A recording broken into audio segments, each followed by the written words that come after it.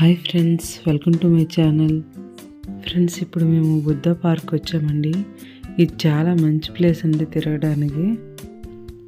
మేము ఇక్కడికి రావడానికి 3 days పట్టిందండి. ఇది సిక్కింలో ఉంది. ముందుగా మేము సిలిగురి ట్రైన్ మీద వచ్చాము. అక్కడి నుంచి మా వారు ట్యాక్సీ పట్టుకొని తీసుకొచ్చారు. చూడండి శివాలయం. మనం ఇక్కడ చూస్తున్నారు కదా మీరు, శివాలయం అక్కడ ఆకారం ఎలా ఉంది. అది చూడడానికి ఏదో రూమ్లో ఉన్నట్టు ఉంది కదా. నేను కొత్తలో అనే అనుకునేదాన్ని, ఏంటి అసలు గుడేనా అనుకుని, దూరం నుంచి చూస్తే గుడేనా అనిపించేది అనమాట. కానీ నార్త్ సైడ్ ఆల్మోస్ట్ అన్నీ రూమ్లా ఉండి ఇల్లులానే ఉంటాయి దేవాలయాలు. మన సౌత్లో అయితే దూరం నుంచి చూస్తేనే అర్థమైపోద్ది అక్కడ గుడి ఉంది అనేసి. నార్త్లో అలా కాదు, కానీ నార్త్ సైడ్ కూడా బాగా పూజలు అవుతాయి. బాగుంటుంది అటు సైడ్ కూడాను. ఈ బుద్ధుడి పార్క్ అనేది రవాంగ్లాలో ఉంది. అంటే ఇది సౌత్ సిక్కిము.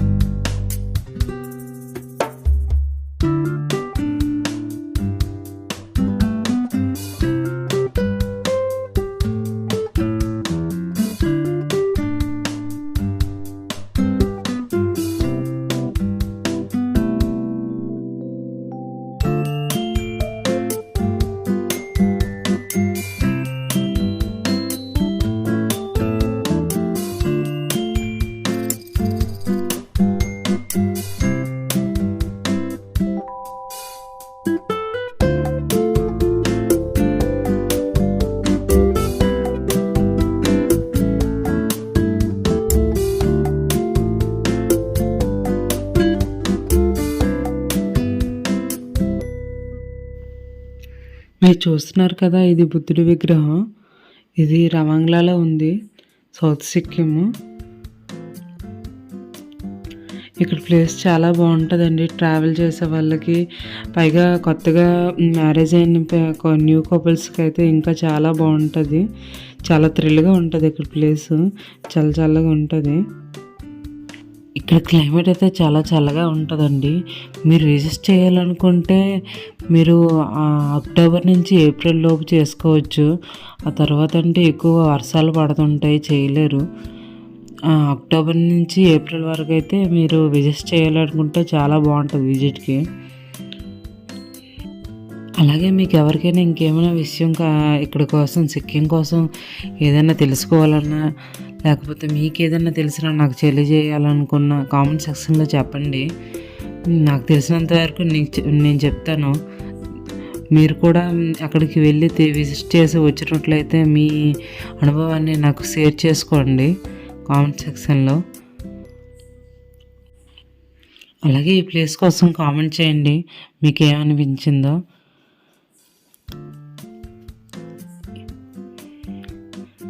థ్యాంక్స్ అండి. మీకు నచ్చితే లైక్ చేయండి, షేర్ చేయండి. అలాగే నా ఛానల్ని సబ్స్క్రైబ్ చేయండి. నేను ఇకపై పోస్ట్ చేసే వీడియోలు మీకు రావడం కోసం నా ఛానల్ని సబ్స్క్రైబ్ చేయండి.